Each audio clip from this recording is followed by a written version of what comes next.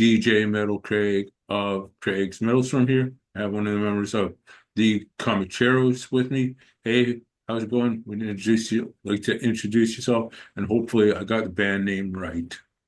Yeah, that sounds good. I'm Michael Cook, and pronunciation sounded great. Please go back in the history of the comacheros and how the band all got started. So I grew up in Illinois, um, and then I had moved to Columbia, Missouri, for college. Long story short, I sucked at Latin, so I dropped out and uh, ran into Tanner, and he's the singer. He's from Missouri, and so we kind of started just pitching around the idea of playing in a band. And I had never really done country or southern rock before, so it was kind of a new realm for me. I grew up doing death metal and black metal stuff like that. Um, so once we kind of decided to do a southern rock band, we got my friend John, who I knew from back.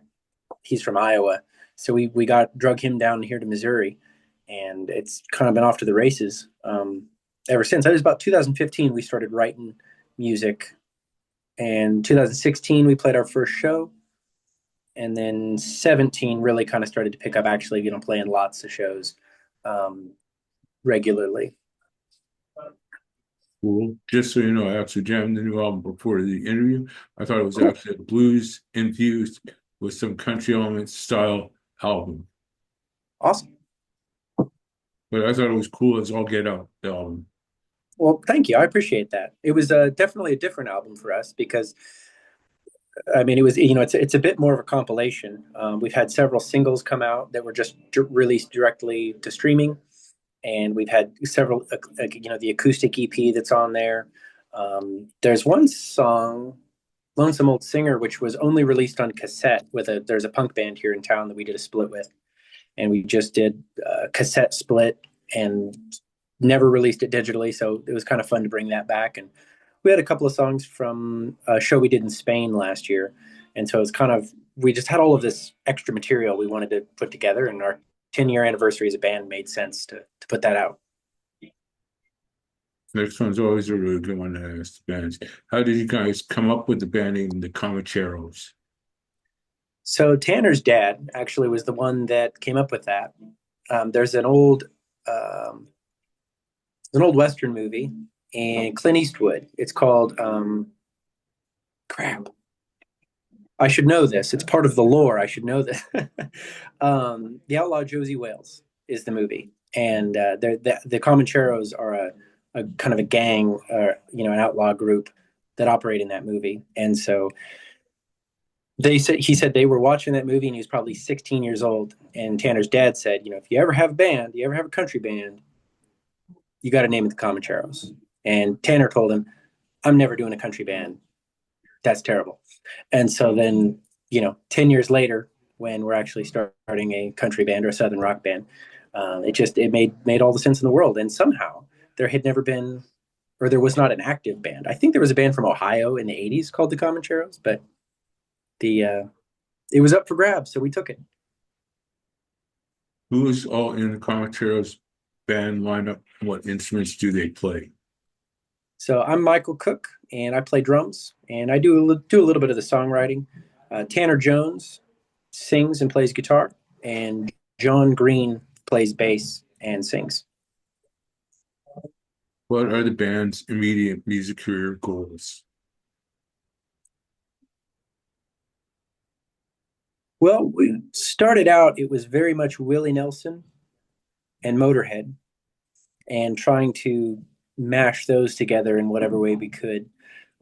Recently, we've been listening to a lot more ZZ Top, going back to some of their first albums, like ZZ Top's first album is what it's called, or Tres Hombres is, I mean, obviously classic, untouchable. So we've been listening to a lot of that lately, and of course, there's newer stuff, like our friends in Blackberry Smoke. Whitey Morgan's always putting out good stuff, so there's lots of good newer stuff too. Cool. Did I get a good enough answer from you for that one? I zoned out for a sec there. Sorry, buddy. No, it's okay. It's okay. I mean, yeah, I think, it's really a lot of Willie Nelson, Motorhead. Um, Lately, it's been a lot of ZZ Top. That's kind of where we've been at. So, Okay. Who designed the comacheros band logo? a friend of ours named Jeremiah Lambert. He does a lot of. Uh, I'm I'm trying to think of what you'd call it, but like if you go to a Comic Con and there's people that do like prints of arts, prints of like comic book art. He's one of those guys that goes and sets up booths. There was actually a really famous one that went around a couple of years ago of Mario, and he was like stomping on the mushrooms, and it was super gory. He did that, and so you know, we've just known him for a long time. I used to play in a metal band, or still do, called A Hill to Die Upon, and our bands used to play together back in the day. And he would always draw all the art for his band, the Serpent Sun. So when we needed a logo, it was like he was literally the first person we asked, and he drew it. And we have, uh, I love it. He did a fantastic job, so we're very happy with it. Right on, man. I thought the logo was pretty cool and awesome too, man. Thank you. And this one's a really good one. How did you guys come up with the album title for A Decade in the Mirror?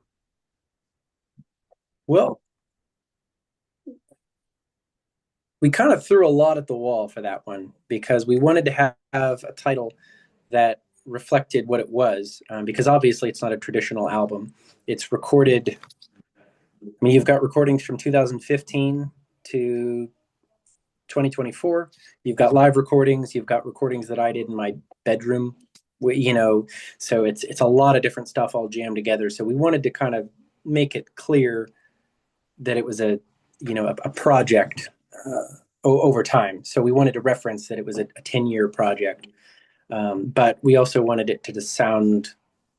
We didn't want to just say, you know, 10 years. We didn't want it to look like one of those icon CDs you'd get at Walmart.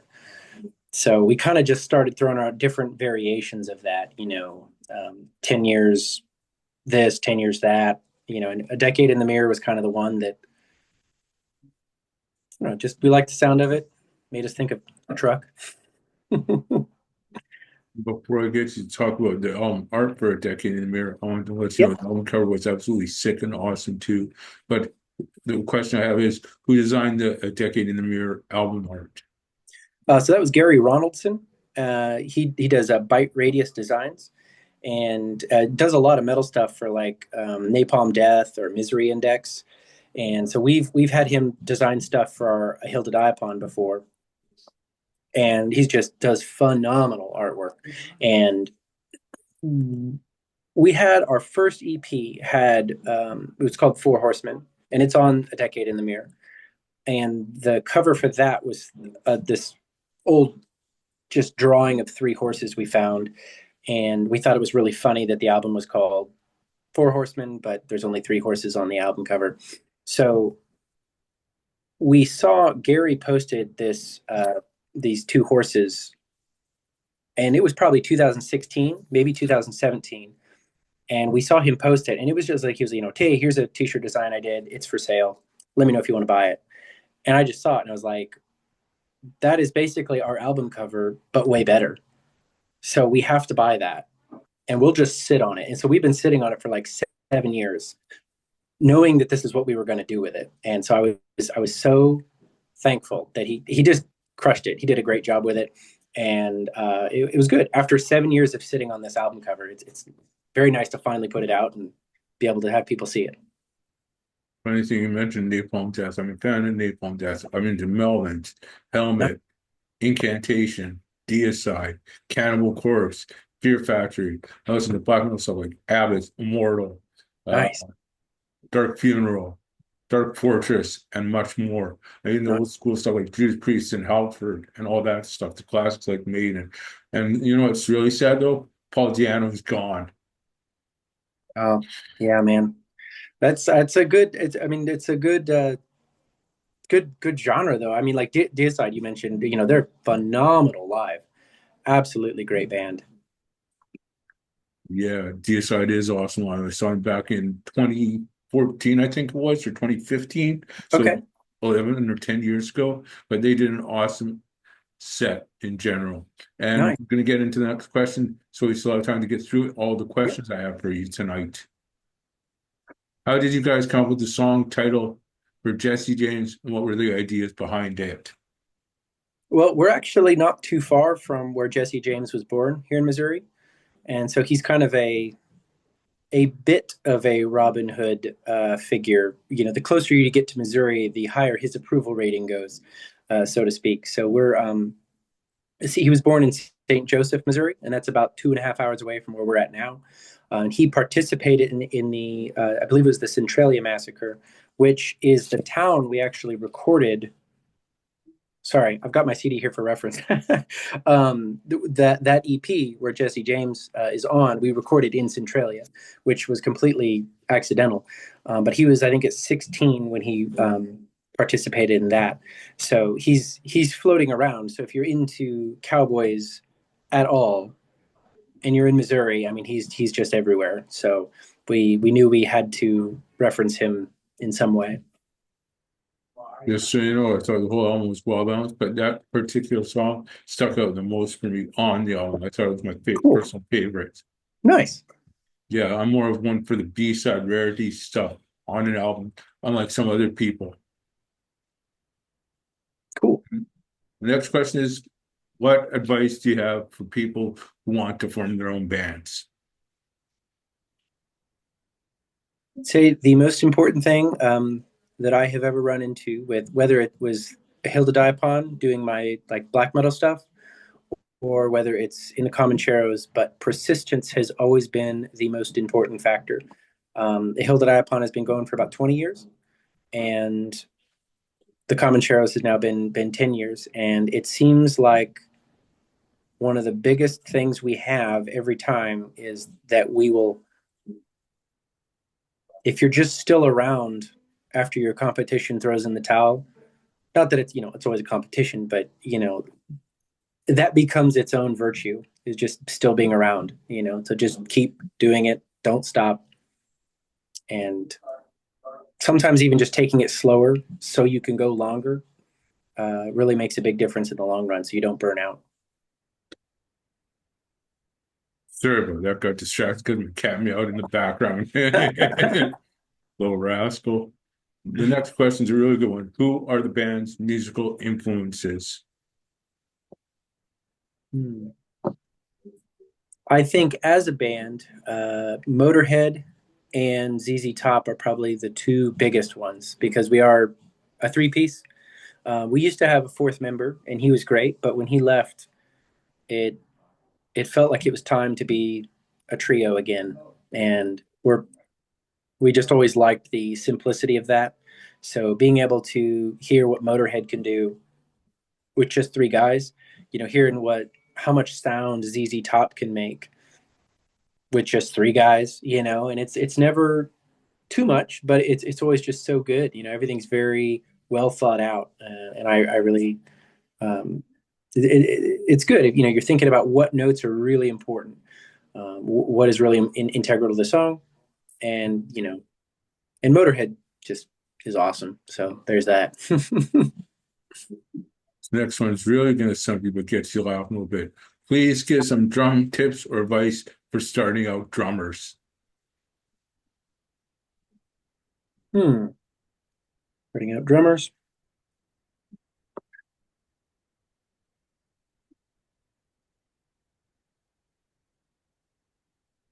Well, this might seem a little off the wall, but stick your belly out.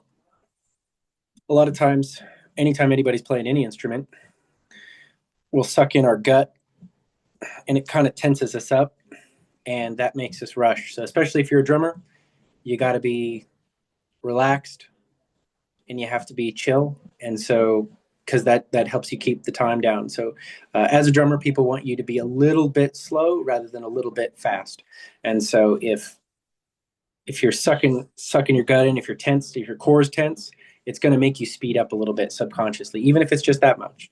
So I've noticed myself over the last 10, 15 years, I've started trying to really suck in deep breaths, really push my gut out, let my lungs expand a lot, and that has made a surprising amount of difference. And controlling my tempo. That leaves us with three more, I believe, for the interview, and then we will get the station IDs. The second last question of the interview is, what social media outlets can the band be reached on? Uh, our main ones is Facebook and Instagram. Um, we have a website, where we like sell the merchandise and things like that. We are on farmersonly.com. So we have not had any matches yet, but you can find us there. I'm going to throw in one more before we get into the second last question of the interview. With your album coming out soon, I don't know the exact date. Sorry, I forgot to look that up. My bad. But with the album coming out soon, where can the album be pre-ordered or purchased? Yeah, so you can purchase it off of our website, just thecomacheros.com. We've got them for sale, and you can digitally download it directly through Rottweiler Records. They're doing a download through their Bandcamp. So if you just want to, it's of course it's all of the different pieces of it are streaming here and there, but there's some stuff like the live from Spain that is not available. So you can only get that on the album, or you can directly download it from Rottweiler on their Bandcamp. Cool. If you could get a band gear endorsement, who would you like to be endorsed by? Beef jerky. We eat a lot of meat. I thought what I meant by that question is the actual musical instrument you play. Oh, okay. I guess probably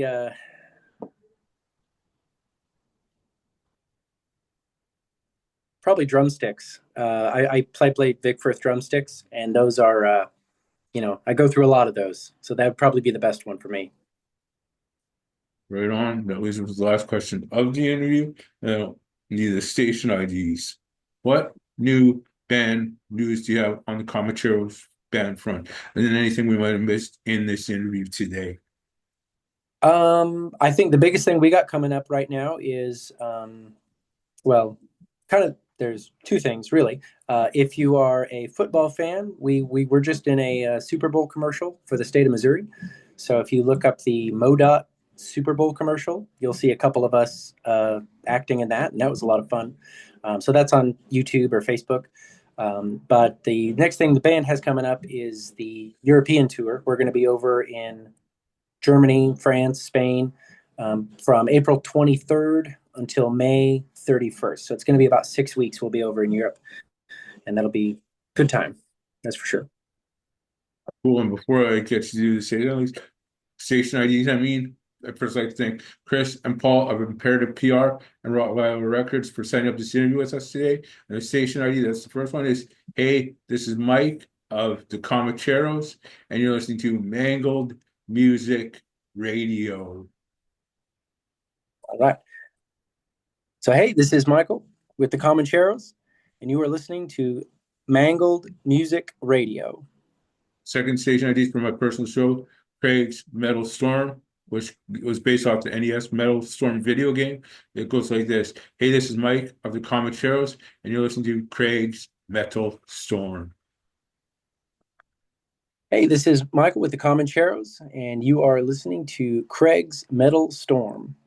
Cool. Thank you very much for the interview, Mike, and thank you very much for the time today. Yeah, thank you. I appreciate it. It was great talking to you, buddy. Have a good one. You too. Bye.